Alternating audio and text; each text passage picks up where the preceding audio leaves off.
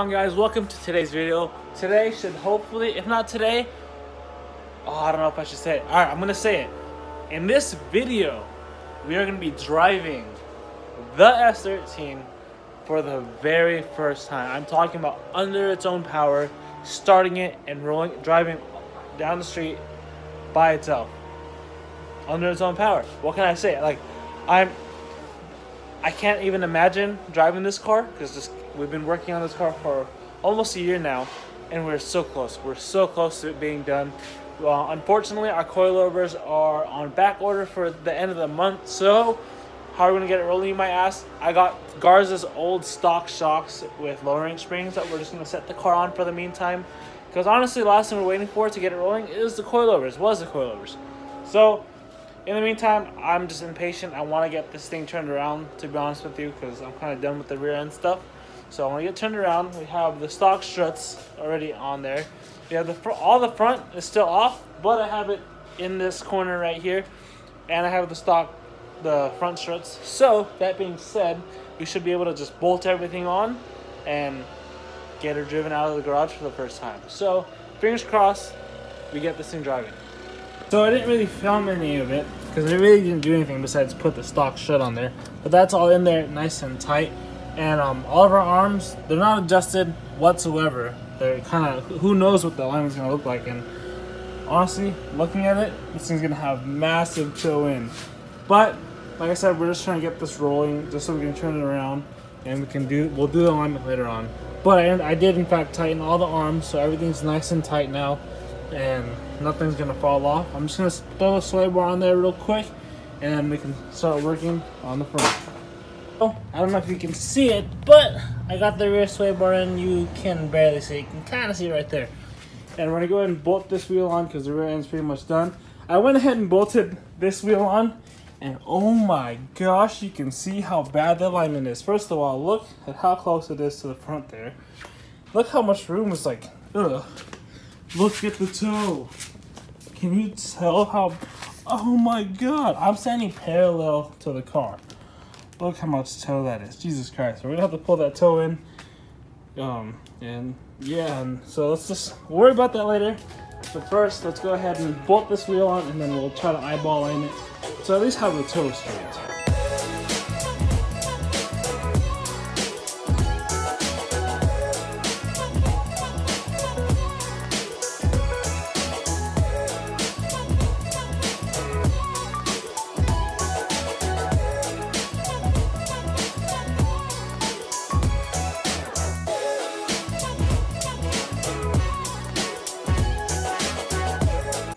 Alright, now we're up to the front. We got the stock strut that we're going to bolt on in a second. But first, I'm going to go ahead and bolt on all the control arms, and then we'll put the knuckle to it, and then the shock.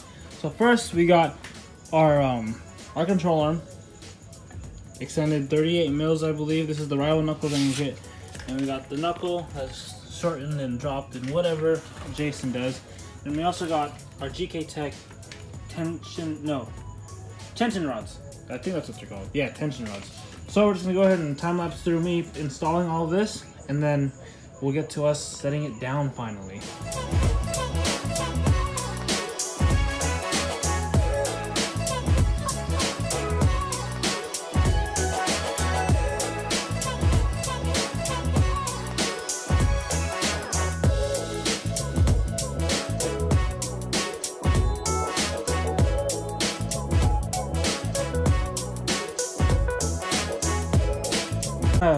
Fed past it, but oh well, it is what it is.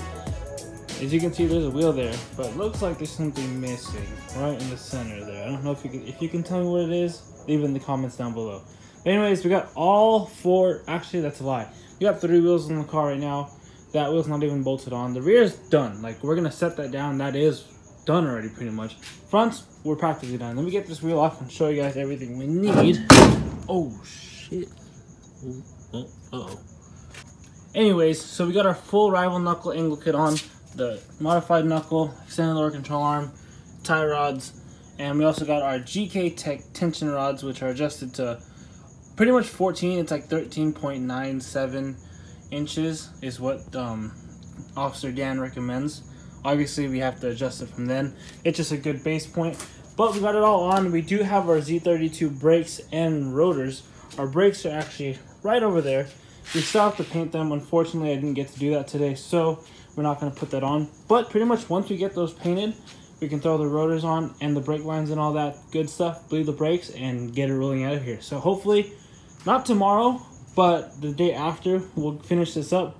Tomorrow, we're actually going to go to Garza's house and work on his 180. Hopefully, I can film just a little bit of that, but you can catch that, his progress on that car on his channel. But anyways, I guess we'll just fast forward till the day after tomorrow when we get back to work on this thing. So see you guys then. We got our Z32 calipers here. As you can see, the paint on these are a little chipped and worn. So I'm just going to scuff them up real quick, smoothing it out. That way we can repaint it. And then we can finally throw the rotors and the brakes and the brake line conversions and finish up the front end. As you guys saw, we got the rear end already done. And back here in the truck, we got our front tires.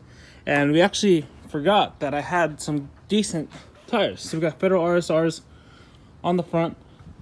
These aren't going to be the forever tires. They're not even my wheels. But it's kind of cool. We got decent tires up front already.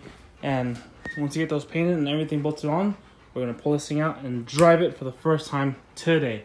So let's go ahead and get started, get those painted, and we'll throw them on the car.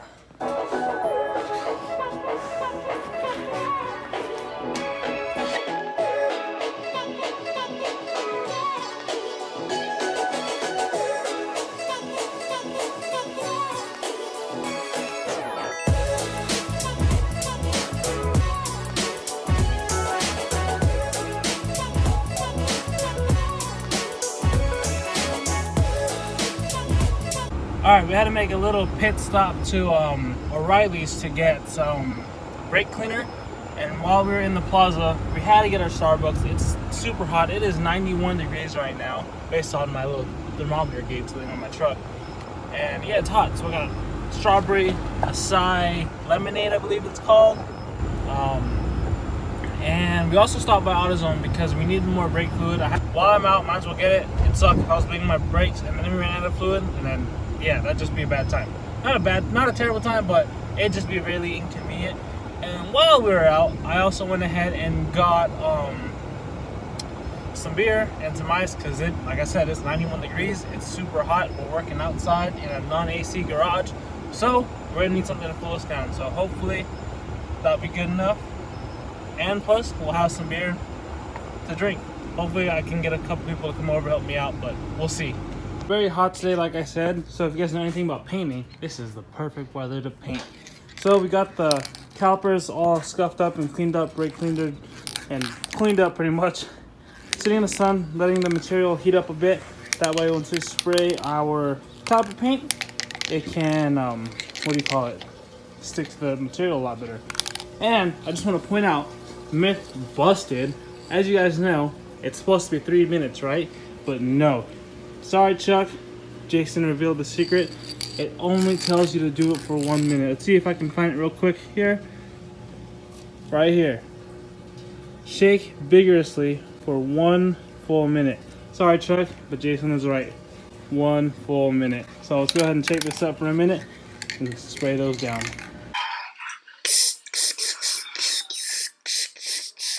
Alright, so while those brake calipers are drying, we're going to go ahead and knock some stuff out here. I got my lug nuts that I'm going to pull out. But anyways, we got our front rotor here. We're going to go ahead and spray it down with brake cleaner, clean them all up, get them installed. That way, once the calipers are done drying, we can throw them on and get to bleeding. We also have our Z32 brake line conversion before I forget. We went with the ISR brake line conversion, 240SX to 300ZX Z32. This part goes into here, which is our Chase Base soft line kit, and it's just gonna route around however and then get into the caliper, and voila, Z32 front brakes. So let's go ahead and get this on there.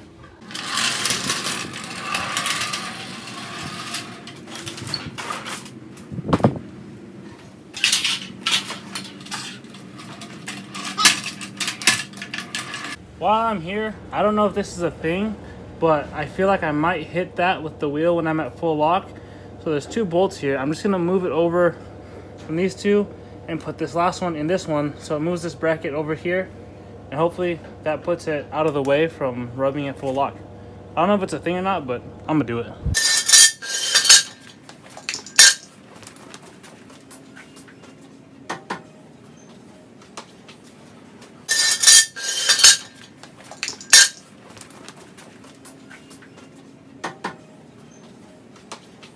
So I got the 4-piston brakes, right? And I've always had single piston brakes where you kind of all you have to do is pull the caliper in and it compresses the piston. But I was trying to figure out how am I going to compress all 4 pistons pretty much without that proper tool. And I found this, and if you guys don't know what this is, then I don't blame you. But this is actually my hood risers for the FC when I had the FC. But it happens to fit perfectly in here and cover both pistons. So I kind of just slip this in here with a flathead and a rag and push, like kind of pry into the caliper, and it compresses the pistons. Put it in here, get our flathead with the rag so it doesn't scratch our rotor, and just pry away. There you go. Now you can see pistons are nice and compressed. We can go ahead and grab our brake pad and slide it right on in.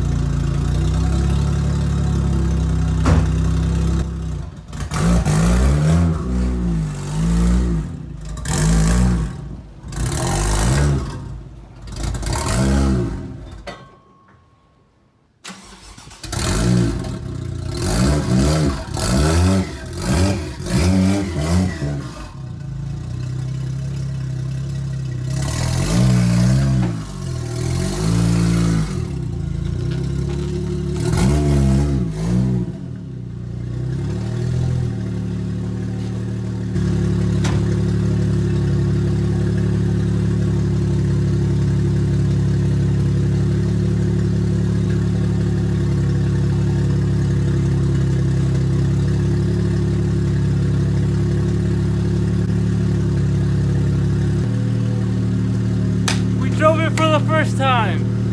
Bit out to the curb. There's still a few little weird shakes and stuff that I'm trying to figure out, but I drove it out. I need to bleed the brakes a little more. Me and my dad did it, but it still feels soft, so I think we need to go ahead and do a full bleed again. But it does stop a little bit, and I was able to get it out here. Oh my god, I'm like speechless right now. I just drove it for the first time. This is freaking incredible. But it has this weird shake, and we're trying to figure out if we can get that out and done. And we're gonna go ahead and go for a little drive down the street here. All right, it drives. We're having a little dilemma with it hitting up front. If you look, there's with the stock strut in this wheel. Ow, that radiator's hot. I just burned myself. Ouch. Anyways, if you look there, there's like barely any room between the wheel and the strut. So to fix that problem for now, we're just gonna go to AutoZone, buy a slip-on 5mm spacer just to push it out enough, then we can actually go for its first drives. But it seems pretty good. It seems real good. I'm excited. So we'll be right back and we'll get going. These slip-on spacers, it's about like what, 7mm, 5mm? It's 5/16 of an inch, so or a 1/4 inch pretty much. I think it might be too much because I don't have extended studs.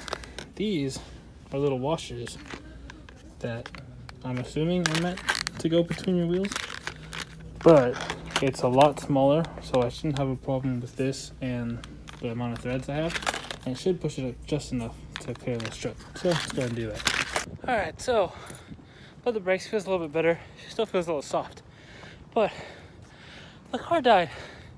I had to push it back here. This car was a lot easier to push when it didn't have a motor in it or a drive shaft connected to a welded diff. So yeah, we're gonna put more gas in here, but we gotta push it more out of the way.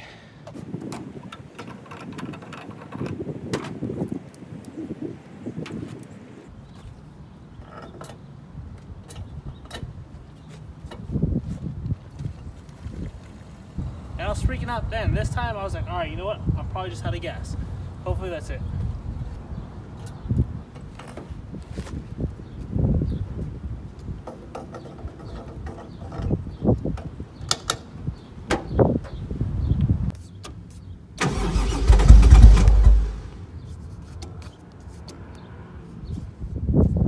I don't hear the fuel pump.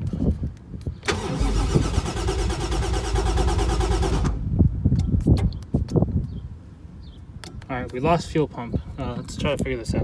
See what happened. I already saw this. I'm not gonna pretend like I didn't see it. But this is what happened. I opened the trunk.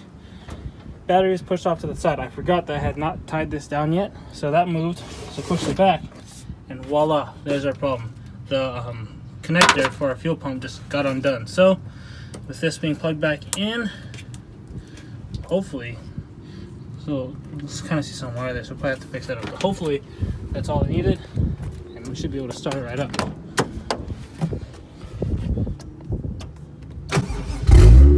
Boom, there you go. We're good. Simple fix, nothing crazy. So let's go back to it, see if it runs good.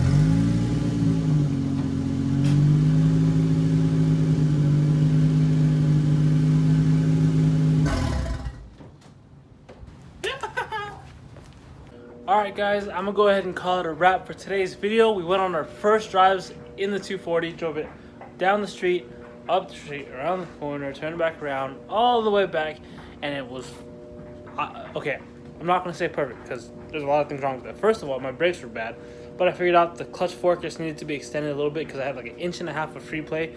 Tighten that up, brakes feel phenomenal, nice and tight now. Clutch feels great. Alignment is terrible. I don't know if you can tell, but I'll show you guys in a second. But this wheel, bunch of toe out, posi camber. This wheel looks like it's about 0 toe-ish. Who knows? Looks, it has a bit of positive camber.